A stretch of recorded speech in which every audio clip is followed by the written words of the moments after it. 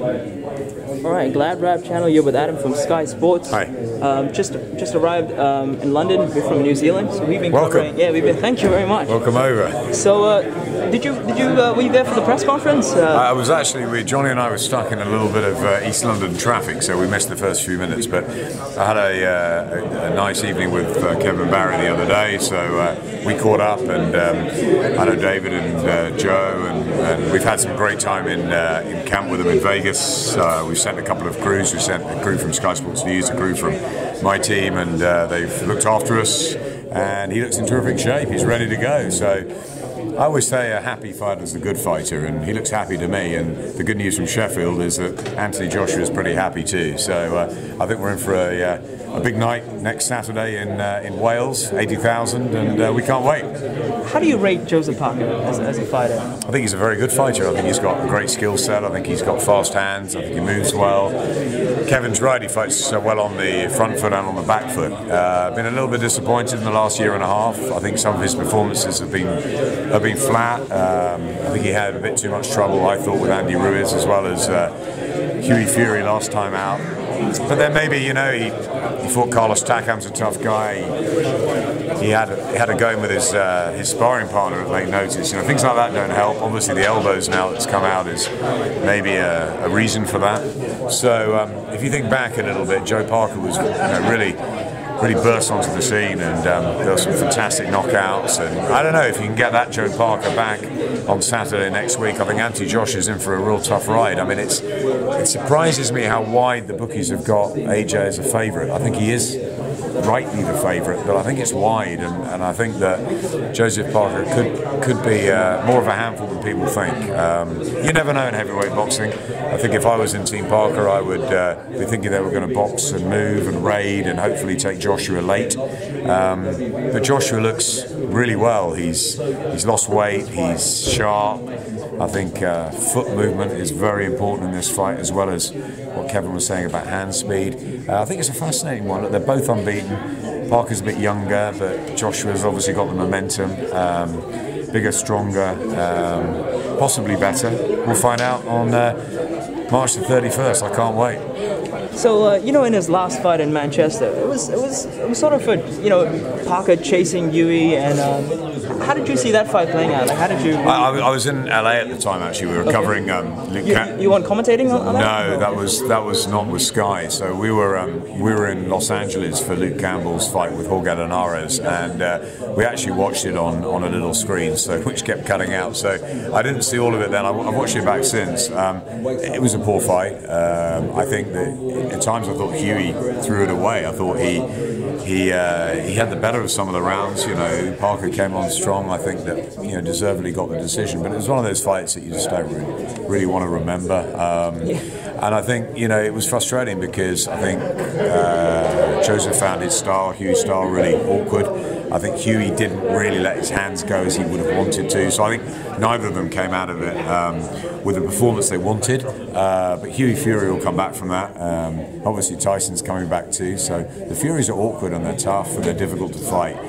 Joshua's more structured, more of a sort of, I guess, probably for if you're in Parker's camp, more of a fighter you can prepare for than someone like a Fury. So, although obviously Tyson's a better fighter than Hughie, but something like that is difficult. They come from that sort of box and move tactics. Whereas, AJ is got a great jab. He's a typically really strong, good heavyweight, and I think it might be easier to prepare for Joshua than someone like Hughie Fury. But then I think obviously Joshua's at a very different level. So in that fight, JP was on the front foot the whole time, sort of very aggressive. Do you think it's going to be the same in this fight, or? No, I don't. I think that as I said, I think he's going to raid. I think he'll be very silly to stand in front of Joshua.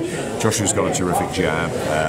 Jab can beat speed, and I think that Vernon Forrest used to tell me that when he fought Shane Mosley, and people said, "Oh, Shane Mosley's going to going to be far too quick and whatever. And Forrest was just very simple. Double up the jab, controlled the ring. Shea Mosley didn't really know where the punches were coming from, and it just negated his speed. And I think that might be what Joshua's going to plan to do. I think he want to take center ring. I think he'll want to get the jab going. I think he'll be a bit lighter than normal, a bit quicker on his feet. I think for Parker, I think it's about speed. I think it's about in and out. I think it's about trying to probably work his way through 4 or 5 rounds. He might have to lose the first 3 or 4, but if I was in Parker's team, I'd be saying, back end, maybe Joshua will gas out, possibly. Maybe he can come on strong there, Parker, and win it on points, or maybe by a late stoppage. But the pressure's on Joshua. People think Joshua will win within 8-9 rounds. He's got the hopes of the nation on him. He's the one at the top of the tree, obviously. But this is a massive opportunity for Parker as well. So I think it's the right fight at the right time for both of them. I think after the Takam performance, I think Joshua needed a bigger name, somebody that was a champion, someone that's undefeated. He's got that. And for Joe Parker, he's got nothing to lose. If he doesn't win this, he can come again. He's young enough. If he does, he changes his life forever. So it's a great fight for both of them, and I'm really glad it's happening. What about the chin of AJ? A lot of it's been made by Team Parker. They're sort of making him seem like the Amir Khan of the heavyweight division. No, I don't. Yeah. I mean, I think chins are an interesting. I mean, Amir Khan has been vulnerable to punches, but then he beat Marcus Maidana and showed all the guts and steel and legs and everything in that fight. If you get hit on the chin by a heavyweight, you're going to be in trouble. Okay, whatever size you are, whether you're Joe Parker, Anthony Joshua, Deontay Wilder, Luis Ortiz, you see that you can change. That's the drama of the heavyweight division. Oliver McCall knocked out Lennox Lewis with his eyes shut. These things happen. These sort of oddities happen in the heavyweight division. There's no doubt in my mind that Anthony Joshua can hurt Joseph Parker. But do you think it's getting under the skin of him, like AJ? Like he's getting emotional or triggered at all? Not at all. I think that he was hurt by Dillian White. He was floored by Vladimir Klitschko, of course, and I was in big trouble. Does it make him chinny? No, it doesn't make him chinny. It makes him.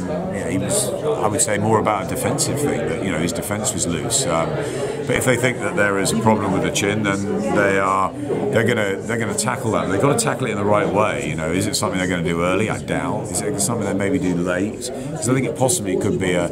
With AJ, he's very, very strongly built up there. I think they've worked on slimming him down slightly, but that may be a slight issue down the stretch, that the muscle seize up a bit. But he showed against Klitschko that 9, 10, 11. He got his second win. He came back and he won that. And to be fair to Deontay Wilder, he did exactly the same thing against Luis Ortiz.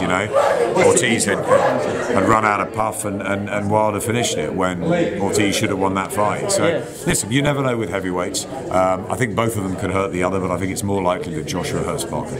And just the last question, just saying, if Parker does win this fight, how do you think he'll do against Deontay?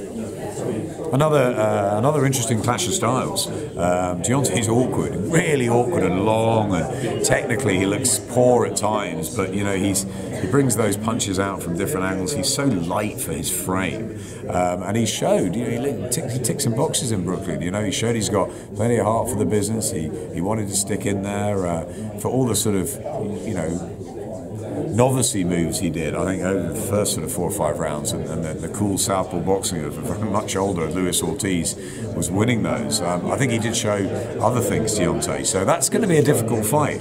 They're all good fights, Parker, Wilder, Joshua, Fury coming back in the mix. Dillian White this weekend against Lucas Brown. There's some great fights going on at heavyweight. It's good for boxing, right? It's great for boxing. Yeah. It's great for boxing in the UK. We're really flying here. 80,000. Next week, 80,000 in Cardiff in November for a late replacement in Carlos Takam. 90,000 for AJ Klitschko. That's why Joe Parker's here, because he knows where the money is, he knows where the fame could be if he wins. And listen, it's a massive thing that's going on in Britain at the moment, and there'll be a lot of people that want Anthony Joshua to carry that on. For me, it's about who's the best, and we want to see the best fighting the best, and that's why I'm really looking forward to next Saturday night. And let's hope the winner then goes on to fight Wilder. Thank you very much for your time. Thank you. No problem. Appreciate it.